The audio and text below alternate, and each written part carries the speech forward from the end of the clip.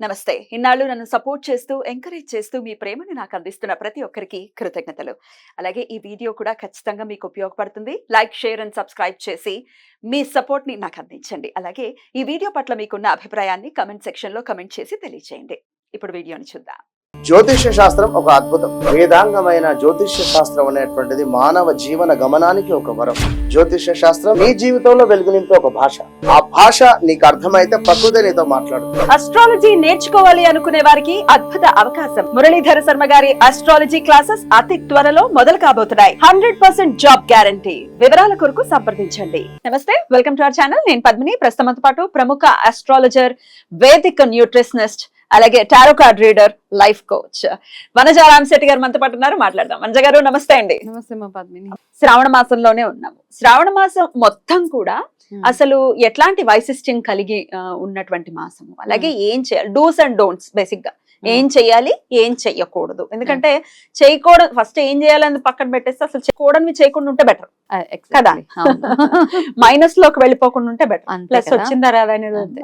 ఎప్పుడు మనకి కార్తీక మాసం, చాలా మంది ఏంటంటే కార్తీక మాసం కోసం వెయిట్ చేసే వాళ్ళు చాలా మంది ఉన్నారు. కార్తీక మాసానికి ఎంత విశిష్టత అయితే ఉందో శ్రావణ మాసానికి కూడా అంతే ఉంది. అంతే. కాకపోతే మనం కొంచెం ఇగ్నోర్ చేసేస్తూ ఉంటాం. శ్రావణ మాసమే కదా పర్వాలేదులే అని కొంచెం డీవియేషన్స్ తీసేసుకుంటూ ఉంటాం. అంటే మనకి నిజంగా ఖచ్చితంగా ఏదైనా రకరకాల ఇబ్బందులు ఉంటాయి. కాకపోతే ఏంటంటే ఇబ్బందులు ఇవన్నీ పక్కన పెట్టేస్తే మనకి మన విజ్డమ్ని, మన నాలెడ్జ్ని కానీ భగవంతుడికి ఇంకా దగ్గర అవ్వడానికి మనకి కొన్ని ప్రత్యేకమైన రోజులు, ప్రత్యేకమైన నెలలు భగవంతుడు ఇచ్చాడు. మనం రోజు వారిలో చేసే చిన్న చిన్న మిస్టేక్స్, తప్పులు ఏవైతే ఉన్నాయో వాటన్నిటి నుంచి మనకి విముక్తి. కోపం సహజము, ఉక్రోషము, కుళ్ళు, జలసి అన్ని ఉంటాయి మనకి. అన్ని హర్షడ్వర్గాలు ఏదైతే ఉన్నాయో ప్రతిరోజు మనం వాటితో ఫైట్ చేస్తూనే ఉంటాం. మనం ఒక్కొక్కసారి బాగా మంచి అవగాహన ఉండి, ఓకే మంచి చెడు విచక్షణ ఉన్న వాళ్ళైతే ఓకే నా ఆలోచన తప్పు, దీన్ని కంట్రోల్ చేసుకుంటాం. కంట్రోల్. కొంతమంది కంట్రోల్ కాదు, కాకపోతే తర్వాత పశ్చాత్తాపడతాం. ఇవన్నిటికీ మనకి ఎప్పుడో అనిపిస్తుంది, ఒక దగ్గర మనసులో ఆగుతుంటది, ఎప్పుడైనా నాకు దీని ఎఫెక్ట్ నాకు ఉంటుందా నా లైఫ్ లో అని భయం వేస్తుంటది. అప్పుడు అట్లాంటప్పుడు ఏమో మనకు తెలియదు, కన్ఫెషన్స్ అంటాం ఇంగ్లీష్ లో కదా. సో ఆ కన్ఫెషన్స్ గానీ మనం చేసిన తప్పులకు గాను ఎటువంటి శిక్ష పడకుండా ఉండాలంటే ఈ మంత్స్ అన్నిటి ఏవైతే ఉన్నాయో మంచి మంచి మాసాలు, యాక్చువల్గా ఎస్పెషల్లీ శ్రావణ మాసం గురించి ఇప్పుడు మాట్లాడుకుందాం. శ్రావణ మాసంలో ఏంటి ప్రత్యేకత? శివారాధన ఎక్కువగా చాలా విశిష్టత. దాదాపుగా 5 సోమవారాలు వస్తాయి. ఎప్పుడు చూసుకున్న సోమవారం ఆల్మోస్ట్ 5 సోమవారాలతో ఎండ్ అవుతుంది.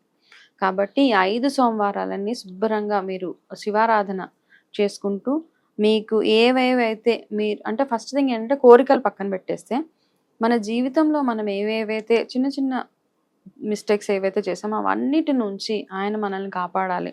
వాటి ఎఫెక్ట్ మన మీద కాకుండా, పెద్ద పనిష్మెంట్ ఏంటంటే అందరికీ తల్లిదండ్రులు చేసిన తప్పులు పిల్లల వరకు వెళ్తాయండి డెఫినెట్గా. ఎందుకు అంటే మనకి శిక్ష పడితే ఆ తల్లి ఏమనుకుంటదంటే నా పిల్లలకి ఏం కాకూడదు, నాకైతే సర్లే పర్వాలేదు, వాళ్ళకి జ్వరం వస్తే వాళ్ళకి వద్దు నాకు ఇచ్చే. తండ్రి కూడా అంతే, వాళ్ళకి ఏం ఇబ్బంది వద్దు నాకు కానీ అవన్నీ. సో అప్పుడు భగవంతుడు ఏం చేస్తాడంటే నీకు వస్తే నీకు హ్యాండిల్ చేసుకునేంత కెపాసిటీ నీకు ఉంది, నువ్వు చేసిన తప్పులకి నీ పిల్లలకి ఒక్కొక్కసారి శిక్ష విధించడం అవుతూ ఉంటుంది అనమాట. అందుకే వాళ్ళ లైఫ్ లో ఉండే చిన్న బ్లాకేజెస్ అవన్నీ వస్తూ ఉంటాయి. కాబట్టి ఇవన్నిటి నుంచి మనం బయటపడడానికి ఇది మనకు వచ్చిన ఒక అవకాశంగా భావించి చక్కగా 5 వారాలు శివారాధన చేసుకోవడము చాలా విశిష్టం. ఇంకొకటి చేయాల్సింది, మీరు ఏ రోజు ఏ టైంలో అన్నా లేచినా, ఎప్పుడు మొహం కడుక్కున్నా, ఎప్పుడు స్నానం చేసినా ఇవన్నీ ఇర్రెలవెంట్. కానీ శ్రావణ మాసం మొత్తంలో సూర్యోదయానికి ముందు నిద్ర లేచి పూజ మొదలు పెట్టుకోవడం చాలా విశేషం. అది రూల్స్ అనమాట, చిన్న రూల్స్ అంతే.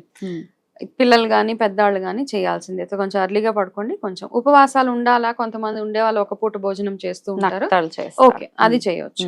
దాని తర్వాత ఆడవాళ్ళు చేయాల్సింది ఏంటి అంటే లక్ష్మీ ప్రదం కాబట్టి ఈ మాసం అంతా మీరు స్నానం చేయకుండా ఎటువంటి వంట కార్యక్రమాలు మొదలు పెట్టకండి.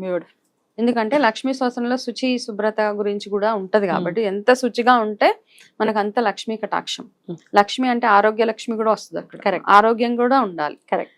కాబట్టి అంత ఆరోగ్యంగా ఉండాలి అంటే మీరు పాచిమోహంతో లేచి వెళ్ళిపోయి వంటింటి పోయి ముట్టేసుకొని, ఎందుకంటే మనం అగ్నిని కూడా ఆరాధించే సాంప్రదాయం మనకి కదా, మేజర్ రోల్ కదా, ఇంపార్టెంట్ ఎలిమెంట్ కాబట్టి అగ్నికి కూడా మీరు ఆరాధన చేస్తూ ఆ శ్రావణ మాసం అంతా మీరు చేసిన వంటలు ఏవైతే ఉంటాయో అవన్నీ చాలా రుచిగా కూడా ఉంటాయి. యాక్చువల్గా శ్రావణ మాసమే కాకుండా మామూలుగా కూడా ఇది ఒక రిచువల్ గా రూల్ గా పెట్టుకుంటే చాలా బాగుంటది. అంటే ఒకప్పుడు అట్లా చేసేవాళ్ళు కాదు. ఈ మధ్య మాత్రము మనకి తోచినంతలో ఎంతవరకు అయితే మనం చేయగలుగుతాం అవన్నీ చేసడం చాలా బెటర్ యాక్చువల్ గా నన్ను అడిగితే. అట్లీస్ట్ అంటే ముందు రెడీ చేసేసుకుని కూరలు అవి కట్ చేసేసుకుని లేకపోతే రెడీ చేసేసుకుని తర్వాత స్నానం చేసి వచ్చి చేసుకోవచ్చా? అంతే, అదొకే కదా. అంతే. అసలు వంటింట్లోకి ఎంటర్ అవ్వకూడదు అని అట్లా లేదు, అట్లా కుదరదు కదా. వెళ్ళాల్సి వస్తుంది, వాటర్ తెచ్చుకోవాల్సి వస్తుంది. ఎగ్జాక్ట్లీ. కానీ వంట మొదలు పెట్టేటప్పుడు స్టవ్ ముట్టుకునేటప్పుడు మాత్రం స్నానం ఇవి సింపుల్ థింగ్స్ అన్నమాట. ఇది దీని తర్వాత మీరు లక్ష్మీ కటాక్షం కోసం ప్రతిరోజు ఈ శ్రావణ మాసం మొత్తం చేయాల్సింది కనకదార స్తోత్రం. కనకదార స్తోత్రం చేసేటప్పుడు ఒక చిన్న రూల్ ఏంటంటే ఆసనం ఏదైతే ఉంటుందో మనం కూర్చునే ఆసనం ఎరుపు రంగులో ఉన్నదైతే గనక చాలా చాలా అమ్మవారి అనుగ్రహం ఉంటదండి. లక్ష్మీ అమ్మవారి అలా ఏదైనా ఎరుపు రంగు చాప వేసుకుని, ఎరుపు రంగు చాప, ఎరుపు రంగు క్లాత్ ఏదో ఒకటి వేసుకుని మిగతా రోజులు ఒక్కసారి కనకదార స్తోత్రం చదివినా శుక్రవారాలు మాత్రము 3 సార్లు చదవండి.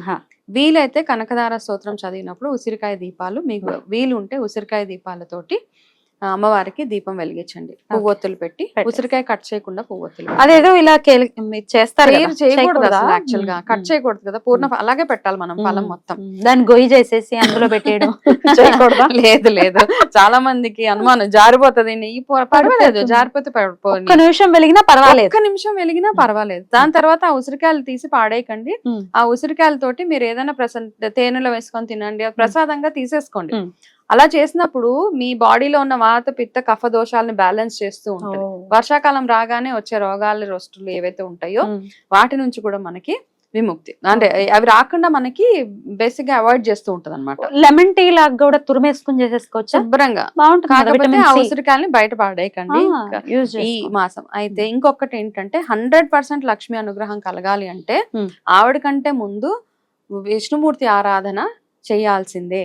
ఆయనకి చేసిన తర్వాత, ఆయనకి దీపారాధన చేసిన తర్వాత ఆవిడ గారి లక్ష్మీ అమ్మవారి స్తోత్రాలు చదవడం గాని, కనకదార స్తోత్రం చదవడం గాని చెయ్యాలన్నమాట. లేకపోతే మీరు లక్ష్మీ అమ్మవారికి ఎంత బంగారం తొడుగు వేసి చేసినా, విష్ణుమూర్తికి చేయకుండా ఏ పూజలు చేసినా మనకి ఫలితం దక్కదు. She not happy. అంటే ఇక్కడ మనకి ఇండైరెక్ట్ గా చెప్పేది ఏంటంటే ప్రతి ఒక్కరు భర్తని గౌరవించాల్సిందే. భర్తను ఎలా అయినా ఉండనివ్వండి, మన ధర్మం మనం పాటించాలి, మన ధర్మం యాజ్ ఏ వైఫ్ పాటించాలి. అంటే ఈ మధ్య కాలంలో ఎలా ఉన్నా మేము ఎందుకు పడతాం అది ఇది, సో అదంతా డిఫరెంట్ టాపిక్ ఆల్ టుగెదర్. కానీ చెప్తున్నా, అంటే భర్తకి ఇచ్చే బేసిక్ మర్యాద ఇవ్వాలి, ప్రతి ఆడపిల్ల ఇవ్వాల్సిందే. మర్యాద ఇవ్వడము అంటే ఫస్ట్ థింగ్ మంగళసూత్రం మెడలో వేసుకోండి. ఇది లేకుండా ఉండదు, అది ఉండకూడదు. అది అయితే రకరకాల ఈక్వేషన్స్ చెప్తూ ఉంటారు వంజ గారు. అది మేము బస్సుల్లో వెళ్తామండి, మేము ఆటోల్లో వెళ్తామండి, స్నాచింగ్ జరుగుతుందేమోనని భయంగా ఉందండి. దీనికి ఏదైనా ఆల్టర్నేటివ్ చెప్పాలి వంజ గారు. ఆల్టర్నేటివ్ అంటే ఇంకా జాగ్రత్తగా వేసుకోవడమే, అంతే. మనం మంగళసూత్రం జాగ్రత్త పడడం. ఇప్పుడు అందరిది దొంగతనం, మన అదృష్టం బాగపోతే అవుతుంది దొంగతనం, కానీ అందరికీ అవ్వదు. పసుపు తాడుని ఇది వరకు రోజుల్లో భలే వేసుకో. అవును, పసుపు తాడు ఉంటుందో చూస్తే నేను నిండుతాను కదా అసలు. అయ్యి బాబాయ్, బంగారం కూడా తీసుకురాదా అందాన్ని. అంతే, అదైనా వేసుకోవచ్చా? శుభ్రంగా వేసుకోవచ్చు, పసుపు తాడు కూడా వేసుకోవచ్చు. కాకపోతే వేసుకోండి, అది మనము మన సాంప్రదాయానికి ఇచ్చే విలువ, మన భర్తకి మనం వెళ్ళిన ఇంటికి, అత్తగారి ఇంటికి ఇచ్చే వాల్యూ కాబట్టి అది అలా ఉంచుకోవాల్సిందే. అది మంగళసూత్రం వేసుకొని ఉంటేనే మీకు కూడా మర్యాద, యాక్చువల్ గా నాకు అనిపిస్తుంది. ఓల్డ్ స్కూల్ ఆఫ్ థాట్స్ ఏం కాదు ఇక్కడ. అదే కదా, ఇంకా ఆ కాలంలో ఉన్నారు, ఈ కాలం లేదు. ఏమిటది రాను చూడు అందరు యాంటిక్స్ మీద పడుతున్నారు. యాంటిక్స్ కొనుక్కోవాలి, పాత కాలం లాగా ఉండాలి. వీడియోస్ వేస్తాం, ఎక్కడైనా పాతగా ఏదైనా డోర్ కనిపిస్తే అక్కడ నించొని మనం ఫోటోలు తీసినప్పుడు అవన్నీ మళ్ళీ మనం రీఇన్వెంట్ చేసుకుంటూ వెళ్తున్నాం కాబట్టి బ్యాక్ టు బేసిక్స్. ఎస్, అంటే అది చాలా అవసరం అమ్మా. సో ఇవే మనం శ్రావణ మాసంలో చేయాల్సిన, సింపుల్ గా చేసుకుంటే లక్ష్మీ కటాక్షం 100%. ఇంకొకటి వీలైతే ఓపిక ఉంటే ప్రతిరోజు సాయంత్రం కార్తీక మాసంలో ఎలా అయితే దీపం పెడతామో, శ్రావణ మాసం మొత్తం లక్ష్మీ అమ్మ కోసం ఇంటి ముందు దీపం పెడతాం, గడప దగ్గర. అవును, ఇరుపక్కల పెట్టారా? అద్భుతం, చాలా బ్యూటిఫుల్ గా ఎక్స్ప్లెయిన్ చేశారు. ఇవి చాలా ఈజీగా మనం చేసుకోవచ్చు. Where there is a will, there is a way. Yes. So ఆఫీసులకు వెళ్ళినా ఒక 8ంటికి వచ్చారనుకోండి, 8ంటికి దీపం పెట్టుకోవచ్చా? పర్వాలేదు. నేను పెట్టుకోవచ్చా? ఒకప్పుడు కార్పొరేట్ లో జాబ్ చేసి ఏ రోజు మార్నింగ్ ఈవినింగ్ పూజ మిస్ అవ్వేదాన్నే కాదు. ఆ. 8 o'clock వచ్చినా స్నానం చేసి దీపం దీపం పెట్టేదాన్ని. పెట్టుకో. సో ఈవినింగ్ ఎంతసేపు ఒక్క దీపం పెట్టడం అంతే. అదొక ఆరా, మనం ప్రొటెక్ట్ చేసే ఒక ఆరా. మనం True. పొద్దున్న నుంచి సాయంత్రం వరకు బయట తిరిగి ఆఫీసులకి వెళ్ళి వస్తే మన చుట్టూరు ఒక కవచం అన్నమాట అంతే. దాన్ని మనం మెయింటైన్ చేసుకోవాలి. ఉప్పు దీపాలు అలవాటు ఉన్న వాళ్ళు చక్కగా ఉప్పు దీపాలు కూడా పెట్టేసుకోండి శ్రావణ ఇంటి మాసం బయట. మొత్తం. Yes. బ్యూటిఫుల్. అయితే ఆ ఉప్పు దీపాన్ని ప్రతిరోజు ఆ ఉప్పుని మార్చాలా, లేకపోతే అలా ఫిక్స్? లేదు లేదు, మార్చాలి ప్రతిరోజు. ఆ ఉప్పుని మార్చేటప్పుడు ఏంటంటే ఆ ఉప్పు ఎప్పుడైతే తీస్తామో అది నీళ్ళల్లో కాస్త కరగబెట్టేసి అప్పుడు ఏదైనా చెట్టు దగ్గర ఎక్కడన్నా అట్లా వేసి పెద్ద మొక్కల్లో మొక్కల దగ్గర, చిన్నవైతే కాస్త పరిపూర్ణమైనటువంటి అనుగ్రహం పొందేటటువంటి టైం కాబట్టి చేసుకుంటే పొందుతాం, అంతే. పాస్ అవుదాం ఈ మాసంలో. అంతే. That's all. Be happy. Thank you madam, thank you. Welcome. అద్భుతంగా వివరించారు. నమస్తే.